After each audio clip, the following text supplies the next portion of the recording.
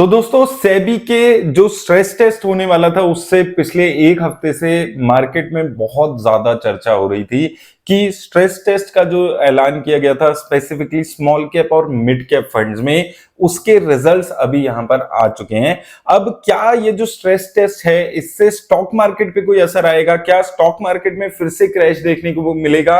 क्योंकि अब जो रिजल्ट्स है वो एक्चुअल में आ चुके हैं। तो इन सब चीजों पे बात करेंगे। कल मैंने आपको बताया था कि ये स्ट्रेस टेस्ट क्या होता है, क्या पैरामीटर्स यूज करके सेबी ने ये म्यूचुअल फंड्स को डिक्लेयर करना था। तो म्यूचुअल फंड्स के पास आज डेडलाइन थी, सबने अपनी जो वेबसाइट्स है उस पर डिक्लेयर कर दिया। इसमें बेसिकली म्यूचुअल फंड्स को यह बताना था कि वो अगर 25% उनका पोर्टफोलियो उनको रिडीम करना हो तो वो कितने दिन में इन्वेस्टर्स को पैसा दे पाएंगे निकालकर, और अगर 50% रिडम्पशन उनके पास आ जाती है एक दिन में तो वो कितने दिन में अपने सारे इन्वेस्टर्स को 50% रिडम्पशन कर पाएंगे, कितना दिन, वो डिटेल्स यहां पर आ चुकी है। अब पहले मैं क्विकली आपको ब्रीफली दिखा देता हूं जिन जिन म्यूचुअल फंड्स के रिजल्ट्स आए हैं वो क्या उसमें दिख रहा है। तो सबसे पहले अगर आप मिड कैप फंड्स को यहां पर देखेंगे तो यहां पर आपको देखने को मिलेगा कि यहां पर इन मिड कैप फंड्स ने अपना अनाउंस किया है जिसमें 50% पोर्टफोलियो लिक्विडेट करने के लिए जो डेज दिए हैं उसमें मैक्सिमम जो एक फंड ने दिया है अभी तक वो 34 डेज का टाइम दिया है, और वो है कोटक इमर्जिंग इक्विटी फंड, क्योंकि 40,000 करोड़ के आसपास का एसेट अंडर मैनेजमेंट था। HDFC mid cap opportunities fund जो कि सबसे बड़ा मिड कैप का फंड था एसेट के साइज से, तो वो 23 डेज लेगा 50% पोर्टफोलियो अपना लिक्विडेट करने में। 25% पोर्टफोलियो के लिए 12 दिन लेगा, और कोटक इमर्जिंग लगभग 17 दिन यहां पर लेगा। इसके अलावा जो मेन बड़े म्यूचुअल फंड है उसमें एक्सिस मिड कैप 6 और 12 दिन ले रहा है। SBI magnum mid cap fund 12 और 24 दिन ले रहा है। वहीं डीएसपी मिड कैप फंड 9 और 17 दिन यहां पर ले रहा है। तो ये मिड कैप फंड्स का मेजरली यहां पर नंबर्स हैं। वहीं अगर हम बात करें स्मॉल कैप फंड्स की, तो स्मॉल कैप फंड्स में जो सबसे बड़ा एसेट अंडर मैनेजमेंट के हिसाब से फंड है वो है निपन इंडिया का स्मॉल कैप फंड। 46,000 करोड़ के आसपास की मार्केट कैप है, इसकी एसेट अंडर मैनेजमेंट है।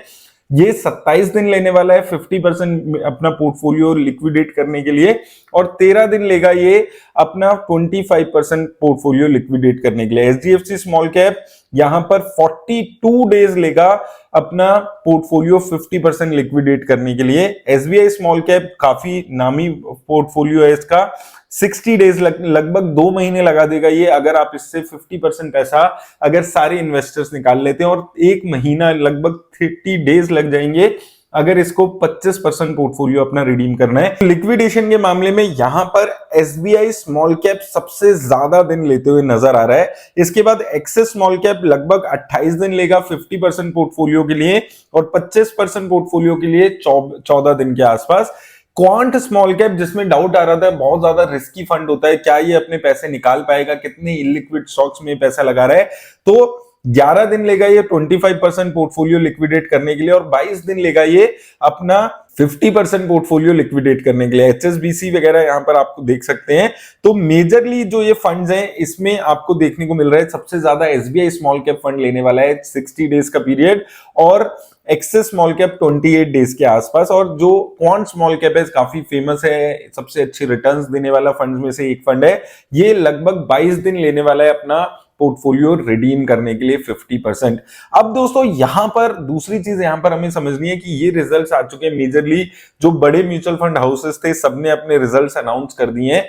यहां पर अब दूसरी चीज समझनी है कि क्या इस जो रिजल्ट्स आए हैं इससे स्टॉक मार्केट में मंडे को एक बड़ा क्रैश आपको देखने को मिल सकता है। अब मैंने पहले भी ये चीज आपको बोली थी कि जो ये स्ट्रेस टेस्ट है इसके यहां पर कोई रिजल्ट तो इन्होंने अपने अनाउंस कर दिए, लेकिन इसके बेसिस पे कोई फेल या पास की कोई पैरामीटर्स अभी नहीं रखे गए हैं, और ना ही सेबी ने कोई रिक्वायरमेंट दी है कि किसी ने अगर बोला कि हम 50% पोर्टफोलियो अपना 60 डेज में करते हैं, जैसे यहां पर एसबीआई स्मॉल कैप दिख रहा है, तो क्या उनको क्या मेजर्स यहां पर लेने होंगे, क्या उनको अपने पोर्टफोलियो से पैसा निकालना है, क्या उनको लिक्विडेट करना है अपना पोर्टफोलियो। तो ये जो टेस्ट हुआ है ये मैंने पहले भी आपको बोला है कि जो स्टॉक मार्केट में गिरावट है वो इसकी वजह से नहीं है, और यहां पर भी आपको यही चीज समझनी है कि इन रिजल्ट्स के बेसिस पे कोई डिसीजन नहीं लेना है, ये एक डिस्क्लोजर रिक्वायरमेंट है जिसको देखकर म्यूचुअल फंड इन्वेस्टर्स अपना डिसीजन ले सकते हैं कि जो फंड है वो कितना लिक्विडेट जल्दी हो सकता है। ये हाइपोथेटिकल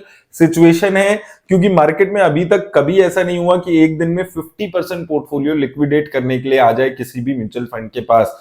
तो जो इन्वेस्टर्स इस रिजल्ट का वेट कर रहे थे, सेबी का जो स्ट्रेस टेस्ट का रिजल्ट था वो आ चुका है, उसके बेसिस पे आप डिसीजन ले सकते हैं इन्वेस्टमेंट करनी है या नहीं करनी।